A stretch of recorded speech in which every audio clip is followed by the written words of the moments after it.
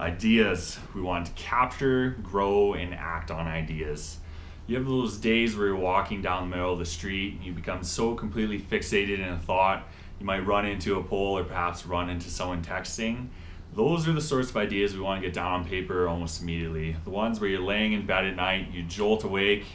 Crazy, right? Who jolts awake for an idea? I'm sure it happens once or twice during the year. Write that down in a nice temporary spot and take it to what I'm going to call the fermenter. The fermenter is going to be one of 3 portions.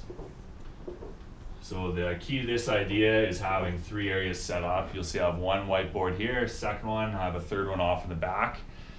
We're going to label the first one your fermenter. That's where you get your first distillation done, then you have distillery 2, second, and then on to the third. So all of our initial temporary ideas, we want to throw them into the fermenter. So that's where you're going to have the most ideas sitting. After 1 week, another thing to mention is this should be in a very high visibility area, so you can come past your thoughts and observe them and add to them or take away from them, just never erase them within the 1 week window. At the end of that 1 week, take your best thoughts, move them down into distillery 2. The ones you didn't like, erase. This will be a continual process, so every week you'll have ideas coming in. If it's a good week, sometimes you won't, but after every week we want to look at this and add ideas. We'll have ideas coming on the bottom.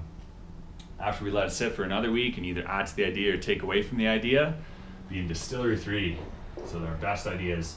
Let them sit for 1 week more, and the idea to this process is very much based off of when you're presenting in a room, you're talking to people. At the end of it, things just sort of come out and you didn't really have the chance to observe yourself.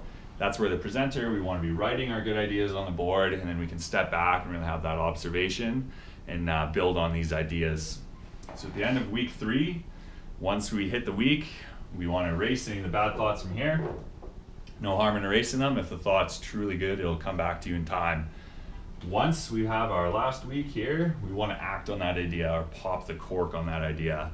Many will fail, but using this method, I know I've used it, it works really well for me.